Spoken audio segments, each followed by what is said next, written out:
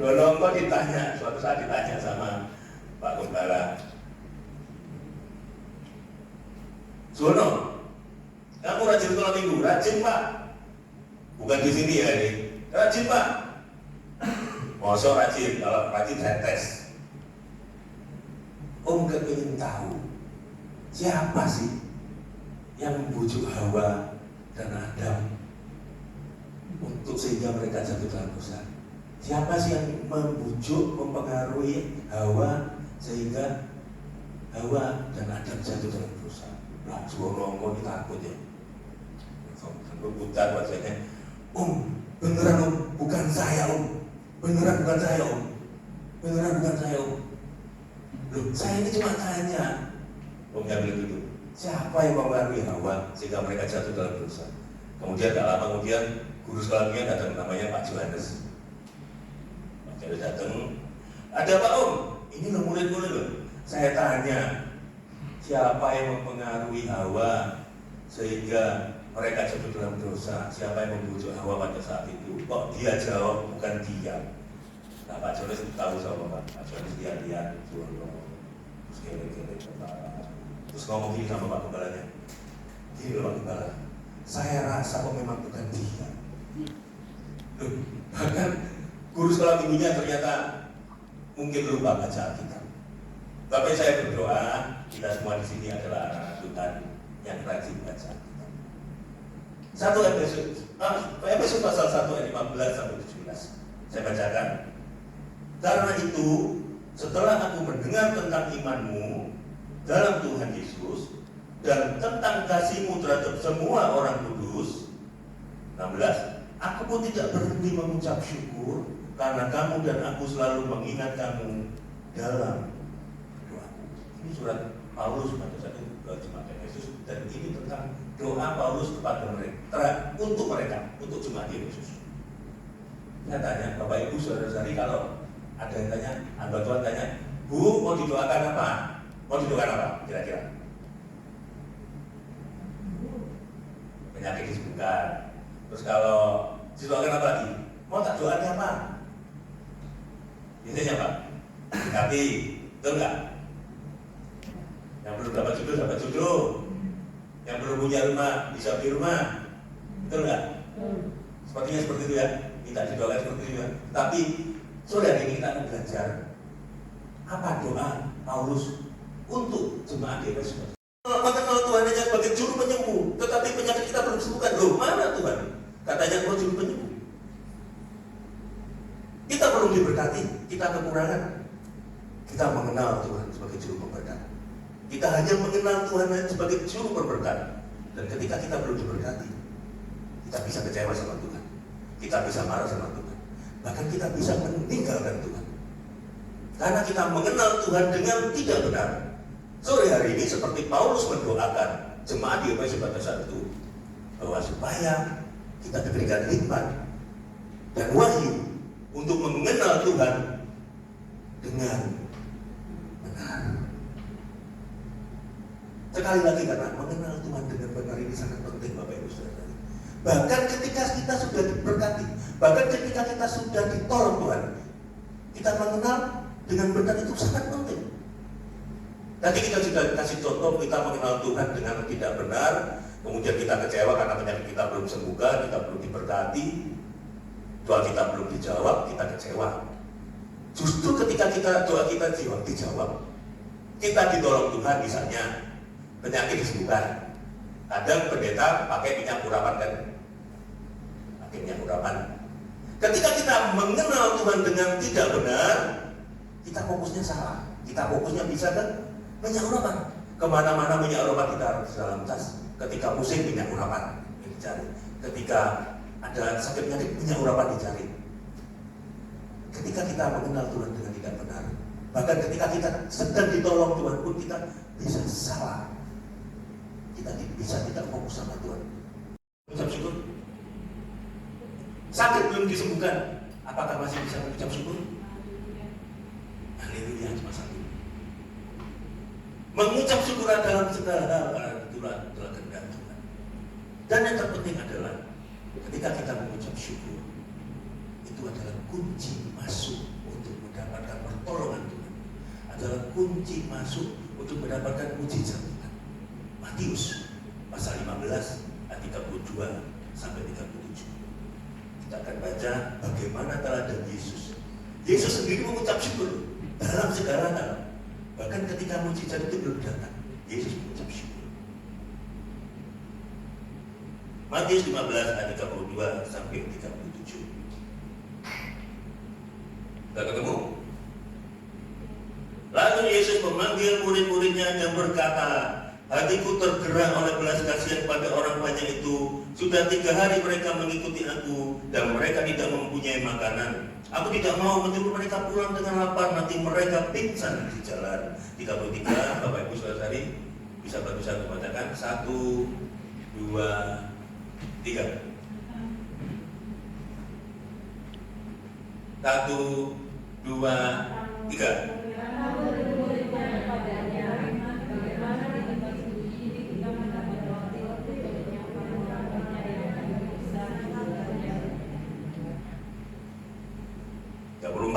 Saya bacakan kata Yesus kepada mereka, berapa roti ada padamu? Saya tanya dulu ya, ini mujizat Yesus memberi makan berapa ribu orang? Bukan. Berapa ribu ya? Ayat 7, 8, 9. Ceritanya begini. Nabi Elia pada saat itu kan dipelihara Tuhan. Ada yang tahu sungai apa? Sungai Kerit, dipelihara di sana, tiap pagi dan sore dikirimi hamburger sama Tuhan melalui burung gagak. Roti sama daging kan jadi hamburger. Jadi zaman dulu sudah ada burger, kirimi Elia sama Tuhan. Tetapi pada saat itu Alkitabnya mengatakan, tetapi sesudah beberapa waktu sungai itu menjadi kering, sebab hujan tidak ada turun di negeri itu. 3 tahun setengah tidak hujan, Bapak Ibu Saudari. Maka datanglah firman Tuhan kepada Elia, bersiaplah pergi ke Sarfat yang termasuk wilayah Sidon, dan diamlah di sana. Ketahuilah, aku telah memerintahkan seorang janda untuk memberi engkau makan. Kita lihat ayat 14. Pada saat itu Elia menaati berita Tuhan. Dia datang ke Sarfat, ketemu memang sama janda itu. Awal dari sebuah mujizat. Alkitab saya tidak mencatat ketika Yesus ada 7 roti dan beberapa ikan. Yesus ngomong sama orang-orang, Bapak Ibu, saudara-saudari, kekasih-kekasihku semua, ini makanannya terbatas ya. Kalau ngambil aturan, lihat yang belakang belum dapat. Enggak kan? Yesus nggak ngomong itu kan? Yesus ngomong all you can eat. Semua dapat makan sepuasnya sampai kenyang. Ada berapa sisanya? 7 bakul. Waktu 5.000 orang, berapa bakul? Pertanyaan saya, kenapa bisa sisa? Waktu kemarin 12 bakul, hari ini 7 bakul. Ada yang tahu kenapa? Karena dulu tidak ada pabrik kresek. Saya bercanda Bapak Ibu Saudara. Intinya apa? Intinya Yesus mengucap syukur. Tindakan pertama, hal pertama yang dilakukan Yesus ketika menghadapi masalah itu adalah mengucap syukur. Saya berdoa kita semua adalah anak-anak Tuhan yang selalu mengucap syukur dalam segala hal keadaan kita, segala musim kehidupan kita. Ketika kita berada di atas gunung, dalam hati kita berjaya. Ketika kita sedang di tanah rata, keadaan biasa-biasa saja, atau ketika kita berada di lembah gelap, mari kita selalu mengucap syukur. Sampai pada waktu Tuhan memberi hujan ke atas muka bumi. Bapak Ibu Saudara, apa yang terjadi? Mujizat Tuhan, pertolongan Tuhan. Alkitab saya mencatat, tepung itu tidak pernah habis. 15. Lalu pergilah perempuan itu dan berbuat seperti yang dikatakan dia, maka perempuan itu dan dia serta anak perempuan itu mendapat makan beberapa waktu lamanya. 16. Tepung dalam tempayan itu tidak habis dan minyak dalam buli-buli itu tidak berkurang seperti firman Tuhan yang diucapkannya dengan perantaraan Elia. Ini berbicara tentang apa, Bapak Ibu Saudara? Mukjizatnya tadi yang diawali dengan ucapan syukur, langsung kejadian 4.000 orang kenyang. Ini mukjizat juga kan, tapi beda. Hal kedua, bagaimana kita mengenal Tuhan dengan benar, mengenal pertolongan Tuhan dengan benar, mengenal mukjizat Tuhan dengan pengertian benar. Hal yang kedua adalah mukjizat pertolongan Tuhan bisa hadir melalui berbagai wajah, dengan wajah yang lain. Wajah lain seperti apa? Bukan wajah sekedar. Mungkin penyakit yang belum disembuhkan, tapi setiap hari kau bisa bangun, bisa melihat keluarga, bisa melihat merasakan kesegaran, meskipun penyakit yang belum disembuhkan. Bukankah itu pertolongan Tuhan? Bukankah itu pertolongan Tuhan sehari demi sehari? Secara pribadi saya merasakan pertolongan Tuhan sehari demi sehari. Ada cerita Bapak Ibu Saudara.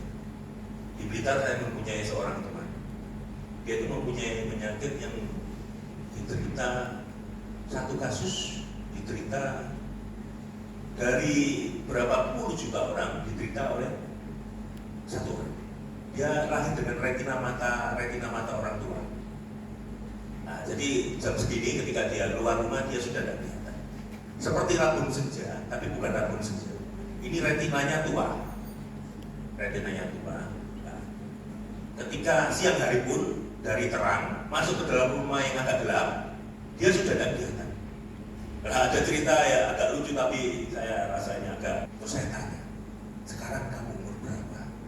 41. Kamu pernah cerita, dokter bilang umur 30 tahun kamu akan buka. Sekarang kamu umur berapa? 41. Kamu masih bisa melihat? Masih. Dengan keluhan yang sama pada saat kamu kecil dan sama. Bukankah ini mukjizat Tuhan? Bukankah ini pertolongan Tuhan? Saya percaya mukjizat Tuhan yang ya dan amin, 4.000 orang kenyang, 5.000 orang kenyang, buta disembuhkan, lumpuh berjalan, saya percaya. Tetapi jika saya mengatakan mukjizat dan pertolongan Tuhan bisa hadir dengan wajah yang lain, seperti teman saya tadi, hari demi hari dia ditolong Tuhan, sampai umur 41 dia belum buta. Bukankah ini pertolongan Tuhan? Meskipun matanya belum diganti dengan yang mata yang baru, ini pertolongan Tuhan. Ini mukjizat segenggam tepung demi segenggam tepung, sehari demi sehari. Saya berdoa kita adalah anak Tuhan yang mengerti siapa Tuhan kita, yang mengenal siapa Tuhan kita, mengerti, mempunyai pemikiran yang benar tentang pertolongan Tuhan kita. Pertolongan Tuhan bisa hadir dengan wajah segenggam tepung. Apapun masalah, apapun masalah saya, hari hadir sehari demi sehari. Dan percayalah, selalu seperti itu. Hari demi hari Tuhan menyertai kita semua. Hari demi hari Tuhan menolong kita semua. Bahagialah manusia yang kekuatannya di dalam Engkau, yang berhasrat mengadakan ziarah. Berbahagialah manusia yang kekuatannya di dalam Tuhan. Pengertian yang benar yang ketiga, bagaimana kita mengenal dengan Tuhan dengan benar di tengah masalah kita.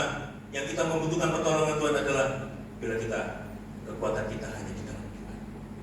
Bukan hanya itu saja Bapak Ibu Saudari.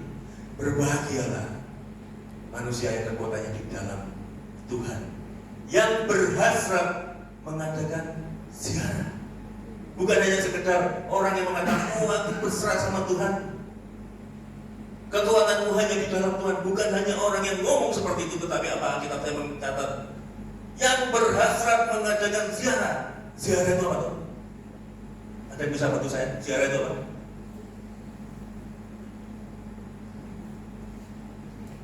Bukan nyekar ya Bapak Ibu Saudara. Di terjemahan lain ziarah itu menggunakan kata berbahagialah, juga digunakan kata diberkatilah. Manusia yang kekuatannya di dalam Tuhan, yang berhasrat mengadakan ziarah, dia mana yang menggunakan kata yang berhasrat mengadakan perjalanan bersama Tuhan. Ada juga yang menerjemahkan berbahagialah manusia yang kekuatannya di dalam Tuhan, yang berhasrat mengadakan perjalanan yang sesuai dengan Ziarah adalah perjalanan bersama Tuhan, perjalanan sesuai dengan ini masih Kristen semua saat ini. Pertanyaannya, Kristen, anak Tuhan, tapi anggota kerajaan yang mana? Kerajaan Allah. Amin. Atau kerajaan setan? Ada berapa banyak yang mengaku Kristen, yang mengaku kekuatan hidupnya hanya di dalam Tuhan, tapi ternyata anggota kerajaan, bukan kerajaan Allah, kerajaan iblis. Sistem kerajaan iblis itu apa sih? Mencuri, membunuh, membinasakan.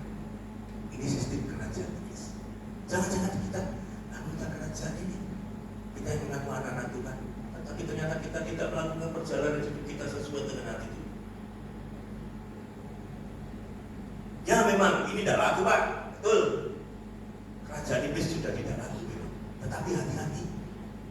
Kerajaan iblis memang sudah tidak laku, karena sistem mereka menggunakan mencuri, membunuh, membinasakan. Tidak laku sudah. Adalah manusia yang kekuatannya di dalam Tuhan, yang berasal mengadakan perjalanan sesuai dengan hati Tuhan. Jadilah anak-anak Tuhan, orang-orang Kristen yang benar-benar anggota kerajaan Allah, bukan kerajaan yang lain. Saya berdoa kita adalah anak-anak Tuhan yang seperti itu. Karena apa? Ketika kita melakukan perjalanan, kita melakukan ziarah, melakukan perjalanan hidup kita sesuai dengan hati Tuhan.